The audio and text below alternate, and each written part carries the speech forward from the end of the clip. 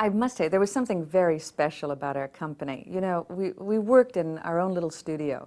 We were all by ourselves. We never associated with any of the other people doing soaps. We were also on late in the afternoon. The only thing that followed us was the news. So I'm not sure that any of us ever thought that we were really doing a soap. We like to think we were doing an afternoon anthology series, I think. No other show used the kinds of special effects that we did. There were an awful lot of other shows, too, by the way, that we're charting new courses aside from Star Trek. There was Laugh-In, and there was the Monkeys.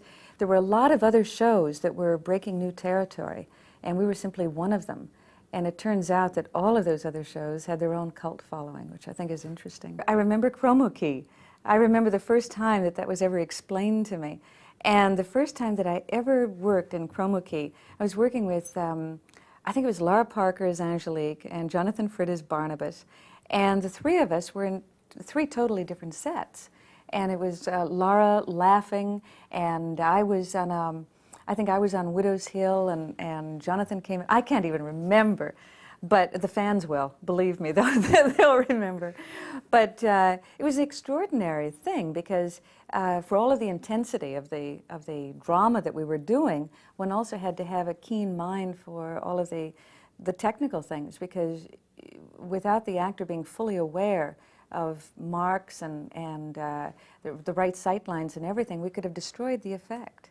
So it was a wonderful learning experience. And it seemed like for 4 years, all Maggie Evans or Josette Dupre did was to wander through long corridors of dry ice saying, "Barnabas, where are you? Come to me." I have to be honest, when I see the show, I'm amazed at how few mistakes I see, because I used to finish doing those shows and just be mortified. Couldn't believe we couldn't do them again. There were so many times you wanted to stop and redo something. When I think of some of the things that did happen, and then you see the shows and they were not edited, they're actually not as bad as I remembered they could have been. But we were such a good company. And, you know, when I think back on the 4 years that we worked together, there was not an instance of dissension or difficulty among the actors or with the staff or the crew. And we always got together afterwards, and we were very close-knit. And there was a place up on the corner called the Brittany de Soie. And it was a restaurant and had a bar, and it was a wonderful, cozy, sort of Tudor kind of place with wood panels and wood beam ceiling and everything. And we'd all go up there afterward and have a drink and sit and talk. And some of us would have dinner. So we were really a very close-knit group. My contract had expired, and I was working without a contract. And I did the MGM film based on Dark Shadows, House of Dark Shadows. And I really felt that it was time for me to leave. And Dan didn't want me to, and I didn't want to sign another contract. And then I called him one day. I was too nervous to go and see him. And I said that I was getting married and I was moving to Paris. And he said, "Well, that's it, you know, your career is over. I don't know why you would do this." And he tried to discourage me. And then, anyway, in the end, he was very supportive. And I moved to Paris. And about 6 months later, I was walking down the Champs-Élysées to, actually it was to the Rond-Point, and to the drugstore there. And they had all of these movie magazines, American ones.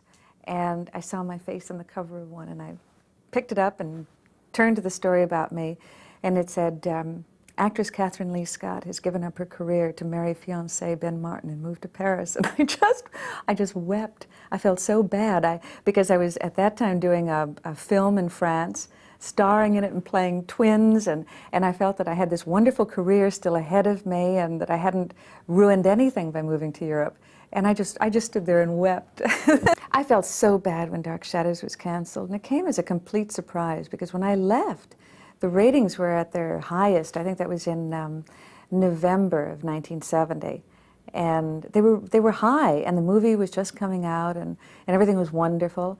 And within 6 months, the show was off the air. In fact, the show was off the air for perhaps 6 or 7 weeks before I learned that it had been canceled, and I really felt bad. I think Barnabas probably saved the show from oblivion. I think the reason why 25 years later we're still seeing Dark Shadows on home video, and there's a new primetime series, and we're still watching the old episodes on television, I think it's really because of Jonathan Frid. He brought something very special to the show with the way he played Barnabas the vampire. He brought qualities to that character that I think had an effect on all of us. We were all influenced by the complexity and the depth that he brought to that role. And I think it set our show apart. There was always something surreal and magical and romantic and fantastical about it.